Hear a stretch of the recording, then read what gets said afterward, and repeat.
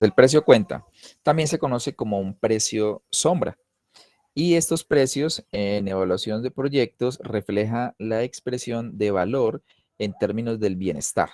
Estos precios cuenta, pues van a reflejar ese bienestar que se deriva del proyecto. En términos generales, pues hay dos tipos de precios cuenta.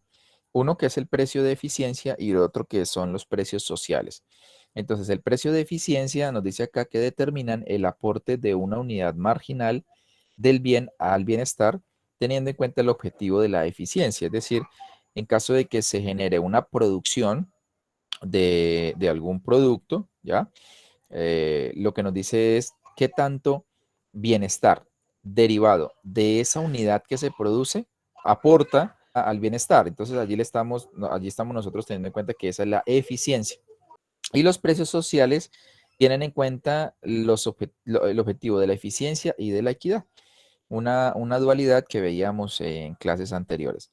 En este caso, los precios sociales entonces intentan medir el aporte de una unidad marginal del bien sobre el bienestar. Bueno, teniendo en cuenta lo que acabo de mencionar, los objetivos de eficiencia y equidad. Esta es una definición, bueno, para tener en cuenta. Y la otra definición para tener en cuenta es la razón de precio cuenta. Entonces aquí nos dice, en la práctica de evaluación de proyectos, con frecuencia se utilizan las razones precio-cuenta o relaciones. O sea, digamos que estamos hablando de razones o relaciones, es una variable en función de otra variable, para convertir valores expresados en precios de mercado en valores expresados en precios cuenta. Dicha razón, como ustedes ven acá, es una razón, es una división que es RPC, razón de precio cuenta, se define de esa manera. Sería el precio cuenta del bien I sobre el precio del mercado del bien I. Nos dice, este indicador facilita la corrección de los valores de mercado para realizar la evaluación económica, con el objetivo de encontrar los precios sociales, es decir, aquellos precios que no tienen en cuenta las distorsiones del mercado. O sea que de alguna manera esta razón nos va a nosotros permitir acercarnos de una manera mucho más precisa a los precios sociales. Algo así, precios sociales sería como aquellos precios que maximizan el bienestar social, teniendo en cuenta que por un lado está el precio cuenta y por el otro lado algo así como que el precio de mercado deflacta ese precio cuenta. Y entonces tendríamos nosotros unos precios sociales que maximizarían el bienestar de esa comunidad derivado del proyecto. Recordemos que el proyecto genera una producción adicional y esa producción adicional pues va a afectar los precios. Esos cambios en los precios pues van a derivarse o van a derivar en unos beneficios del proyecto. ¿Listo?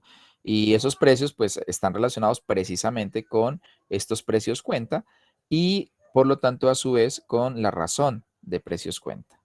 Bueno, esas serían unas definiciones. Luego ya vamos a pasar a cada uno de los casos y nos dice, un proyecto de inversión puede tener dos impactos en términos de beneficios asociados a la producción de un bien o servicio. Uno, el proyecto aumenta el consumo del bien. Por ejemplo, ¿cómo puede aumentar el consumo de un bien? Por ejemplo, disminuyendo los precios. Entonces, al disminuir los precios, las personas pueden comprar eh, más de ese bien. Dos, un proyecto puede provocar una sustitución de producción antigua, generando liberación de recursos. En otras palabras, el proyecto también puede hacer que al aumentar la producción de un bien o de un servicio, cuando hablamos de sustituir producción antigua, es que antes del proyecto habían unas empresas que estaban produciendo a determinados precios.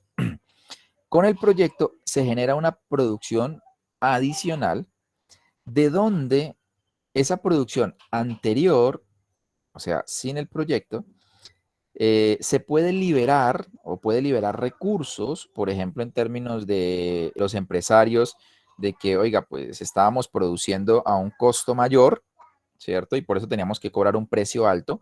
Ahora con el proyecto los precios han bajado, pero pues se puede producir también con un costo menor.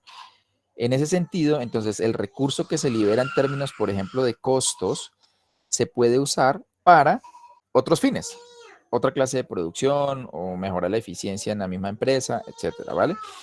¿Qué es lo que significa ello? Pues que se genera una liberación de recursos. Una liberación de recursos es que algunos empresarios pues ya no se van a dedicar a eso porque lo que estaban haciendo era incrementando el precio. Ahora tendrán que dedicarse a otro tema en donde tendrán que ser pues mucho más eficientes, por ejemplo, de lo que eran antes del proyecto. Allí de repente alguien podría pensar, ¿no? Un empresario podría pensar, no, pero yo estaba bien así, etcétera, etcétera.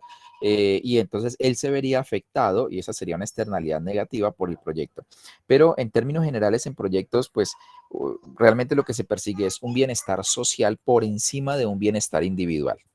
En ese sentido, el punto número 2, pues tiene que ver con ello, con la liberación de recursos dado por el incremento de la producción, pero debida al proyecto. Y vamos a considerar 3 casos. Entonces, el primer caso, bueno, los casos van a estar en función de la forma de las curvas, tanto de la demanda como de la oferta. ¿Ya? Ya se van a dar ustedes cuenta que dependiendo de cómo sea la curva de la demanda y de la oferta, si es inelástica o no lo es, o si es una curva normal, aquí es bastante útil que ustedes recuerden lo que vimos en uno de los cortes anteriores cuando hablábamos de la elasticidad precio de la demanda y en la elasticidad precio de la oferta, o sea, de las formas tanto de la curva de la oferta como de la curva de la demanda. Voy a utilizar esta gráfica para hacer la explicación, por lo menos de la primera parte.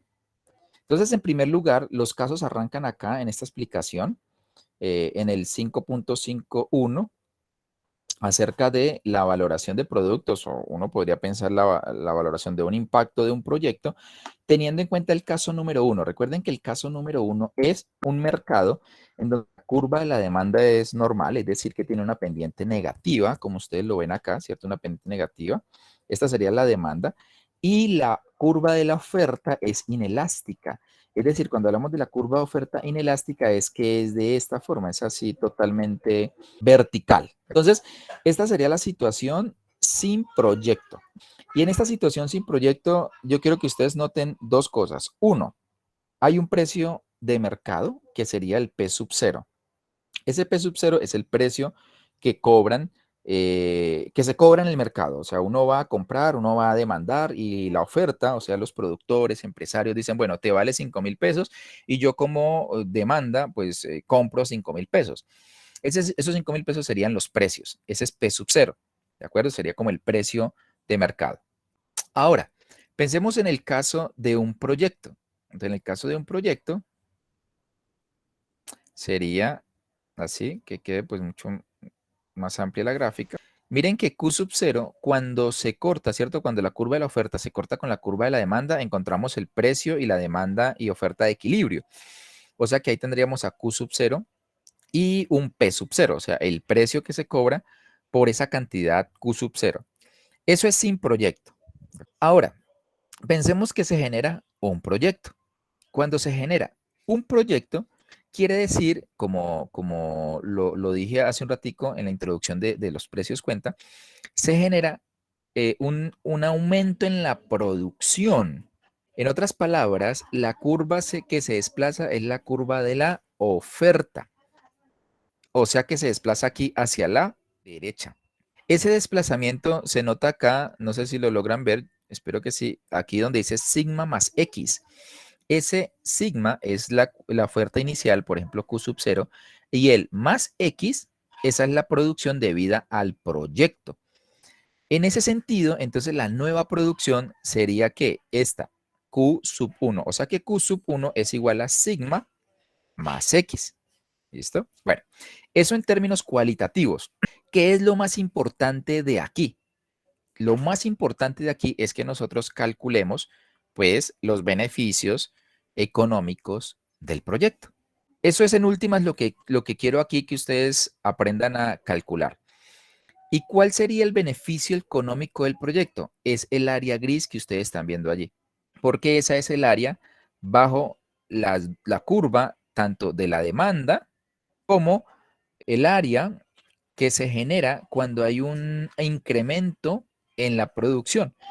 Pero entonces noten que ese incremento en la producción es debido al proyecto. Por lo tanto, entonces surge la inquietud, ¿cierto? Bueno, ¿cómo calculo el área bajo la curva o el área sombreada, gris, que ustedes logran ver allí?